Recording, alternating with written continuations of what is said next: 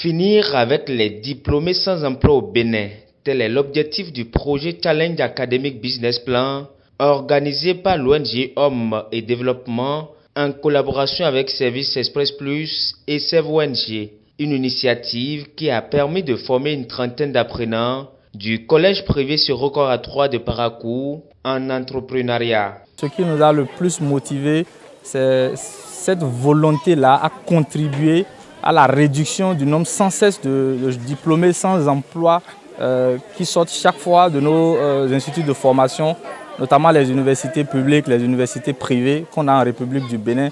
Donc on s'est dit, du moment qu'on a de petites compétences qu'on peut mettre à profit de nos jeunes frères, on ne va pas se faire prier pour les assister et espérer que demain, qu'ils n'aient pas subi les mêmes sorts que nous ou qu'ils ne commettent pas forcément les mêmes erreurs que nous. Ça, je dirais que nous sommes plus que satisfaits de ce que nous avons vu aujourd'hui parce qu'à travers le pitch de ce jour, on a compris qu'il y a de la graine. Nous, on n'a pas eu l'occasion, quand on était un peu plus jeunes, de pouvoir suivre ces genres de formation.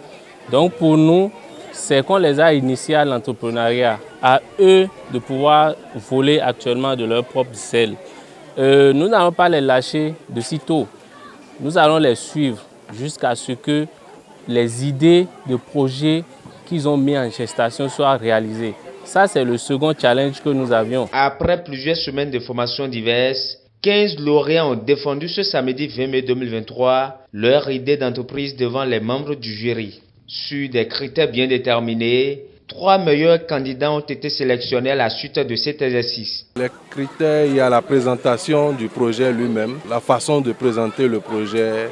Est-ce que le projet est un projet rentable? Est-ce que le projet est un projet qui puisse apporter de la valeur ajoutée?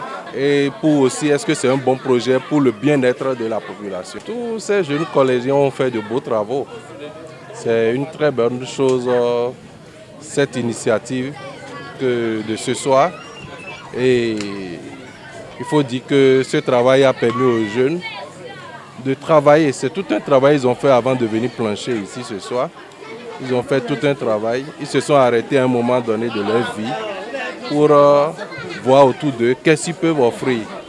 Et je crois que si de ces genres d'événements se reproduisent dans le temps, ça va nous permettre d'avoir de très bons opérateurs, de très bons entrepreneurs dans le temps. Les lauréats se réjouissent et saluent cette initiative de l'ONG Hommes et Développement. Mon projet, c'est la joaillerie.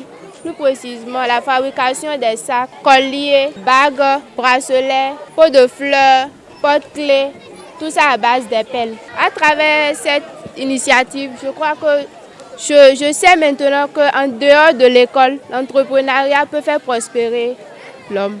C'est ce que j'ai gagné. J'ai présenté le projet sur le levage des cailles et la vente des œufs de caille. Si j'ai choisi tout d'abord ce projet, c'est parce qu'on est dans un milieu où il y a de petites maladies, plusieurs personnes qui souffrent. Et les œufs de caille, ils sont riches en vitamines. Et la coquille aussi, c'est un calcium pour les vieux qui ont problème de goutte et autres. Précisons que chaque lauréat a eu droit à une attestation de fin de formation et le rendez-vous est pris pour les prochaines éditions avec de grands défis.